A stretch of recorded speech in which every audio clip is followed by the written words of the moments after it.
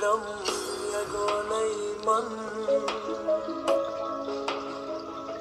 ای چراغ خانه من خیلی یومی برای کنم تایفان من سویش کنم وقتی از پردک شدک نکنم کیو برو از ایلان دردی برو بچه دارش که بعد این توجیه نتونم کاری بودن صاحب خانه دان دو